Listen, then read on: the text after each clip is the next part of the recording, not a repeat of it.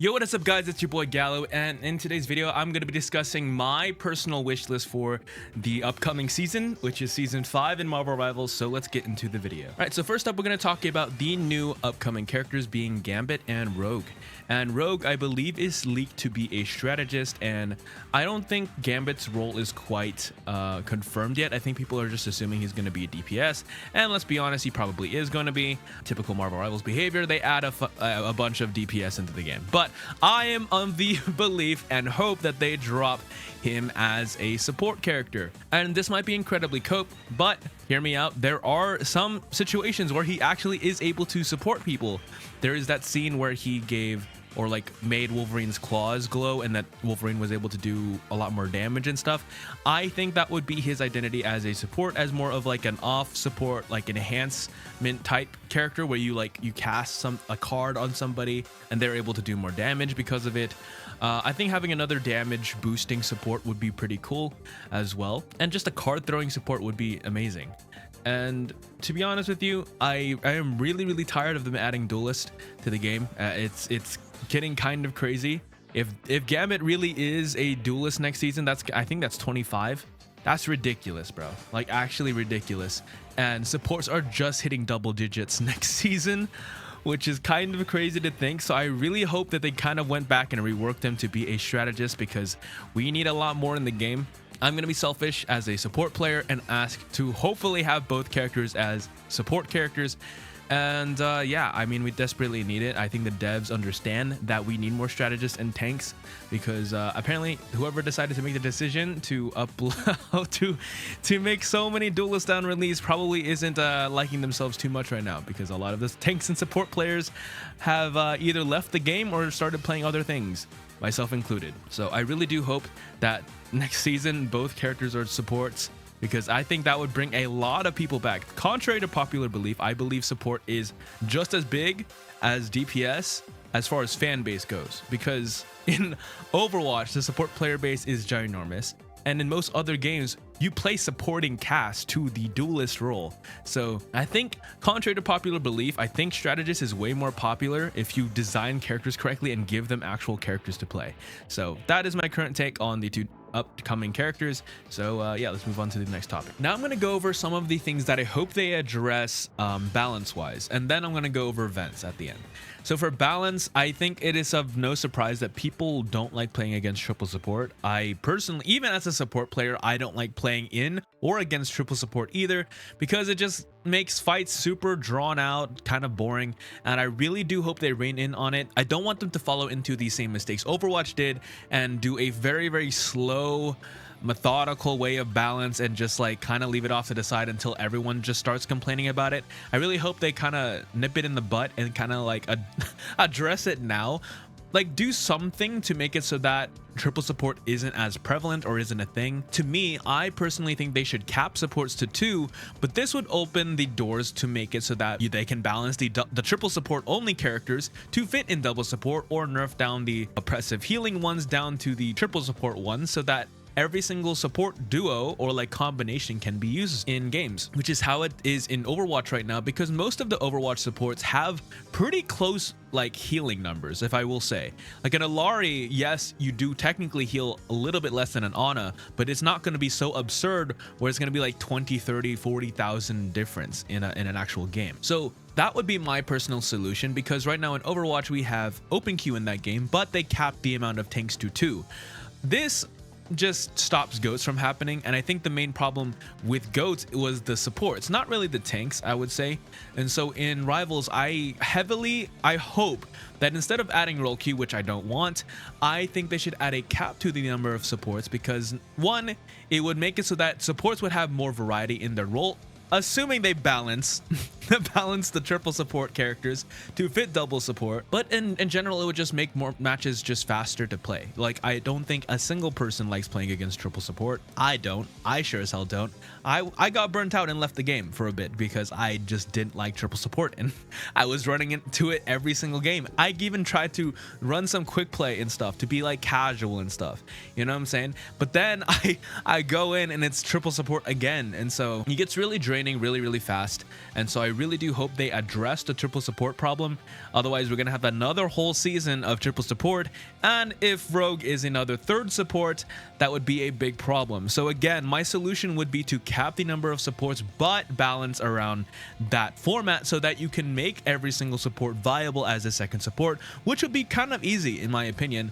But yeah, that is what I would hope they would do for balance. They can address the damage scaling and the ult's duration later, but I think triple support is a problem they need to address now before it gets too serious. So I know like some people would kind of like not prefer to have less flexibility, but like in general, I feel like triple support is a crutch rather than just like a skillful expression of being able to make plays. Goats in Overwatch, while yes, DPS weren't like the focal point of that comp, it took a lot of coordination to do a lot of things, and even if you didn't have the coordination, you could kill through goats.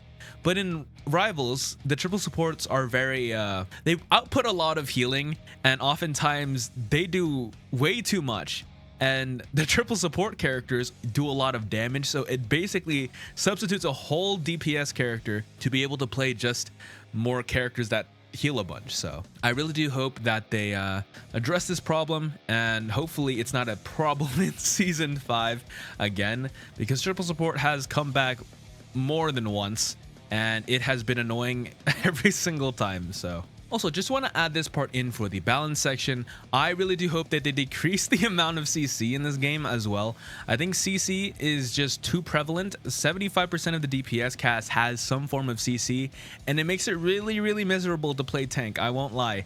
I enjoy playing Angela, but as soon as I see a Bucky, Mr. Fantastic, Emma, Thing, or Thor, an Invisible Woman, and like just other DPS too, I could name a bunch more. But like if I see that comp, yeah, I might be winning, but like I'm not having a good time. So I think they significantly need to decrease the amount of CC in this game as well. Make it only like primarily on tank and supports, in my humble opinion. I think if DPS is going to have the most characters in the role, do the most damage, do everything in the game, I feel like they shouldn't have the amount of CC that they do. They shouldn't be able to lock you down, slow you, and kill you at the same exact time. I feel like that's just a little too overbloated, and it makes a tank experience absolutely miserable as well as support. So the least they could do, if they're not going to give us more characters in those roles to catch us up to DPS, is to at least make those playing experiences a little bit more manageable. I also do think after they change the CCs, I do think that, you know, decreasing the health on dive characters would help a lot as well for the playing experience for supports in general, because you can't really make a play on a character that has 450 HP if you're by yourself. It really just isn't going to happen. If a Daredevil is diving you by yourself, your other support is off and who knows where, there is not a single chance you are winning that if the Daredevil is actually halfway decent. It's just mathematically impossible. You can hit every single shot, and you just don't have enough before he's able to kill you. And I think in general, I don't mind if dive DPS have lethality, as long as if I CC you, you should be dying. So that's just my other personal gripe. I really do hope they hone in on lessening the CC amounts to make it more bearable for tanks, and lessening the dive HP amount for supports, so that it makes it at least a little bit more bearable for people to do. And that, in combination with capping supports to 2, would make the game, in my opinion, feel a little bit better. Another thing I hope they do add or change is just decreasing the duration of certain ultimates. I think it's gone past the point of balancing for casuals. I think you got to start balancing the game towards more competitive players, because those are the people who are constantly logging on, trying to grind up the ranks, and makes it very painful if everything is quote-unquote overtuned, because eventually that gets really boring, and ultimates lasting longer than 10 seconds or 10 seconds is just crazy to me. So I feel like they should nerf every single ult. I mean, tank, DPS, as well as support ults down to 6 seconds. It would make the game feel significantly better that way. Alright, enough about balance. What do I hope for events next season? Well, after the Ultron battle protocol thing, the what's it called, the auto chest mode, as well as the PvE mode, it is very clear that people really like the casual modes. So I really do hope they add something along the lines of a new PvE mode or some type of auto chest mode next season. I think that would be really cool. And ultimately, I enjoy playing Rivals when it's not PvP. I think that is something they also just need to hone down on. Like, they brought in so many people back to the game for PvE, and I thought it was a great idea. It brought me back. I dumped like 10 hours into the PvE mode alone, just trying to just hop on with your friends and like have fun. And that's the core of what's missing right now with Rivals, is that for me, the only way I'm able to have fun is if a new character drops that is in my role, which hasn't happened for a while, and being able to hang out with my friends. And unfortunately, in higher ranks, you can only do it with one person. So a lot of your other friends that would be able to queue up with you aren't able to now, which is a little bad. I hope they should take that away. But yeah, for events, I just want another PvE mode. I want another auto chess mode, something that isn't like facing other players. That would be really fun to do with your friends, by yourself. I mean, even the soccer mode was kind of fun, I'm not gonna lie. Granted, not as fun as the PvE and not as much replayability, but like in general, stuff like that is what makes the game more well-rounded for casual players, as well as people who just want to break. Onto the cosmetic changes I hope they make. I really hope they add more depth to the proficiency and lord system that they have in the game. I think that they should add a higher tier or something with an enhanced border for people who have dumped in multiple hours onto said character. I think that would be really rewarding for those who have dumped in a lot. Make it so that there's certain challenges you have to meet in order to get that achievement, so that it's not just a time sunk into the character, that it would be an actual like skillful way to get to that point. And I feel like that would be a really solid way to show people what characters you really do main and what characters you really have like time dedicated to. I think that would be a great idea. The last thing I want to address is the rank resets. I personally don't want the ranks to reset every season. I feel like they could get away with maybe 3 resets a year.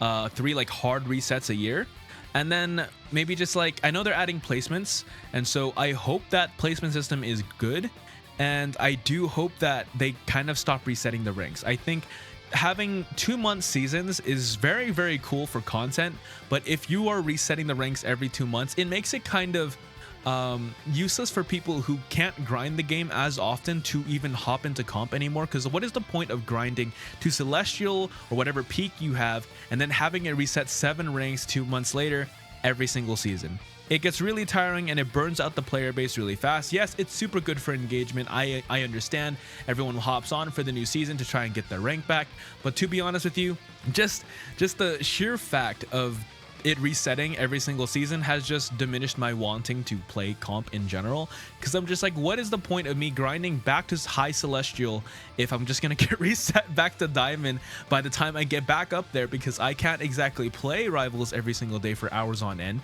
to get to where I was and deal with all of the toxic people online at the same exact time. So I really do hope that they tune down the amount of times they reset ranks throughout the year. I think you can do it every 3 seasons. I think it would be pretty cool. I think it would feel pretty nice that way. I think people would enjoy it and appreciate their rank a lot more if they're able to keep it for a little bit longer and play at that high elo that they're, or whatever elo they're at, for a longer period of time. Because I'm sure a bunch of low elo people don't like it when everyone's ranks reset back to bronze and you have a mix of plat, diamonds, low GMs, all of them in bronze. I'm pretty sure not a lot of people like that. So I really do hope that they stop resetting the ranks at least for a couple seasons and make it so that people can actually stay their rank. So yeah, that's the other issue I have and want for them to change in the future. Anyways, that's going to do it for my thoughts on the upcoming season. I have high hopes that they'll be able to listen to the community this time and provide us a good season to play. And yeah, there's a lot of exciting things on the horizon. Marvel Rivals isn't going anywhere. They have a bunch of content planned, so I'm super excited for that. Hopefully this new season brings me back to the game, and so I can enjoy playing support again, and that is ultimately what I'm, you know, kind of excited for. So let me know what you guys think or what you guys are excited for the upcoming season. I would be very interested to see what you guys are looking forward to. But with that being said, that's going to do it for today's video, and I'll catch y'all on the next one. Peace.